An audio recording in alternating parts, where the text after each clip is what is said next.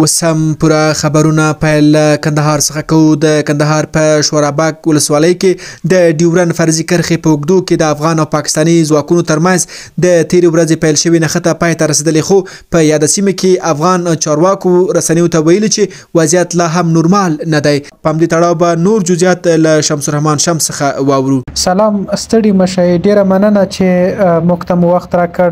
رښتیا هم تېره ورځ د افغان ځواکونو پاکستاني ځواکونو ترمنځ نښته وشوه چې دا نښته لنډمهالې وه. په دې نښته کې بېلابېل خواو د سپکو او درنو وسلو څخه کار اخیستل شوی و. که څه هم دا نښته د پاکستان د بلوچستان د نوشکی په سرحدي سیمه کې رامنځته شوې وه. افغان حکومت تر اوسه په دې تړاو څه نه دی ویلي چې په دې نښته کې دوی ته تلفات اوښتي او که نه، خو پاکستاني لوري بیا ادعا کړې ده چې په دې نښته کې دوی افغان ځواکونو ته تلفات اړولي دي. دا نښتې په دې وروستیو کې داسې مهال زیاتیږي چې د افغان حکومت او پاکستاني حکومت ترمنځ کړکېچونه ورځ تر بلې په سختېدو دي.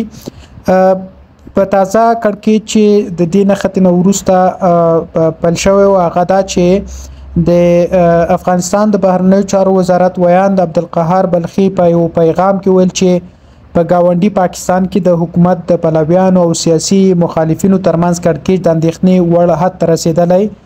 د نوموړي اشاره د پښتون ژغورنې غورځنګ فعالیتونو او همدارنګه د پاکستان د عمران خان د ډلې ته او د برخې ته وه. خو دا هم ویلي چې دغه پاکستان وضعیت ته په اشارې سره لیکلي چې کېدای شي په ټوله سیمه دغه وضعیت منفي اغیز وکړي. د پاکستان او افغانستان له چارو سره ډېری آشنا سیاسي شنونکي وایي چې د افغان حکومت دغه څرګندونې دا ښایي چې پاکستان ته دا ور وښایي چې د دوی په کورنۍ مسایلو کې لاسوهنه ونه کړي او که چیرې هغوی لاسوهنه کوي نو دوی هم کولی شي چې د یو بار د ټول شموله حکومت غوښتنه پاکستان په افغانستان کې کړې ده. نو دا یو سیګنال و دې خلکو ته چې باید مداخله ونه کړي، که نه دوی هم کولی شي او لارې هم شته دی ورسره. د پاکستان حکومت هم غبرګون ښودلی او توند غبرګون ښودلی چې افغان حکومت د پاکستان په داخلي مسایلو کې لاسوهنه نه کوي، کنې دا به ښې پایلې ونه لري. نو اوس وخت کې د افغان حکومت او د پاکستان ترمنځ اړیکې ډېر بد حالات ته رسېدلي، یعنی ترانزیت په برخه کې لوی ستونزې رامنځته شوي. د افغانستان میوه چې کله هم پخه شي نو د ډېر کله دغه لارې تړل کیږي او دا د یوه لویه ستونزه جوړه کړې افغان سوداګرو او همدارنګه پاکستاني سوداګرو ته. بل لور ته د په پاکستان کې اوسنۍ سیاسي اوضاع، اقتصادي اوضاع دا واقعا د اندېښنې وړ مسله ده. نو که چیرته داسې په سرحدي سیمو کې بار نښتې رامنځته کیږي نو دا ممکن پاکستان لا ورخطا کړي او د دوی هغه پاوز سخت ورخطا سي او وضعیت خودي حتی د پاکستان رسیدلی. تاسو وینئ چې همدا نن هم په پاکستان کې یو چاودنه وسوه چې پکې 15 کسانو ته مرګ ژوبله اوښتې ده. دا معنا وضعیت امنیتي ورځ تر بلې په پاکستان کې خرابېږي. د پښتون ژغورنې غورځنګ پر فعالیتونو بندیز دا هغه مسله ده چې ډېر کړکېچونه رامنځته کړي. د عمران خان سره تحریک انصاف ګوند سره چې کوم کشمکش د پنجاب حکومت روان کړی دا بیل اړخ دی.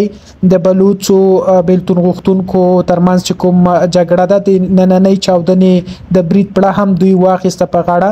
یعنی ډیر کله بلوچ او د ټي ټي پی موضوع هغه سدي چې پاکستان په دې ورستیو کې ډیر سخت ورخطا کړی دی.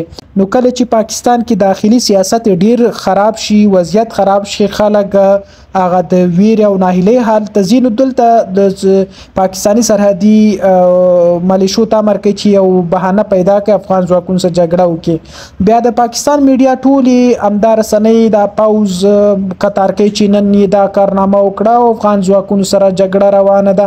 یو ډراماتیک صحنه جوړي د خلکو لپاره ترڅو خلک مصروف شي. خو په دې ډرامو باوجود پاکستان کې خلک ډیر زیات او خيار سوي او حالات ورته ډیر زیات د شیشې غوندي روخان ښکاری چې پاکستان کې څه روان دي. نو د دوی رسنۍ چې ما نن تعقیب کړي تر ډیره بریده پورې مبالغه هدا پورې دوی رپورټونه ورکول چې افغان ځواکونو ته ډیر سخت تلفات اړول او دوی کامیاب شوي دي په دغه برخه کې چې جګړه مدیریت کړي. خو برعکس داسې ده چې کلم جګړه پیښه شوې نو افغان ځواکونو پاکستانی ځواکونو ته ډیر سخت غاښ ماتونکي ځواب ورکړی وي. هغه نو په خوست کې ثابته شو، همدارنګه په ننګرهار ګوشتي ولسوالۍ کې ثابته شو چې څومره شدید جګړه وشوه. نو زه فکر کوم چې اوس وخت کې د دوی دغه هڅه هم یو څه ناکامۍ خواته روانه ده. نو تر ډیره بریده پورې پاکستان غواړي چې یو ډول بهانه نړیواله ځان ته پیدا کړي او افغانستان وخی چې دا د ترهګرو په ځاله بدلیدونکی دی او بدلیږي. نو ځکه وخت نا وخت دوی دا ډول حرکتونه او بریدونه کوي. نو افغان ځواکونو هم د خواته د افغان حکومت چارواکو څرګندونې او خبرګونونه چې موږ وینو هغه هم ډیر توند دي او ښکاری چې د پاکستان دغه معمولی حرکت ته شدید ثواب ورکړي او کلک پرګون وخی. دا واقعا د خای چې د افغانستان او پاکستان اړیکې اوس تر ترنګلي حالات رسیدلي او یو بد وضعیت کې قرار لري. ډیره مننه کوم.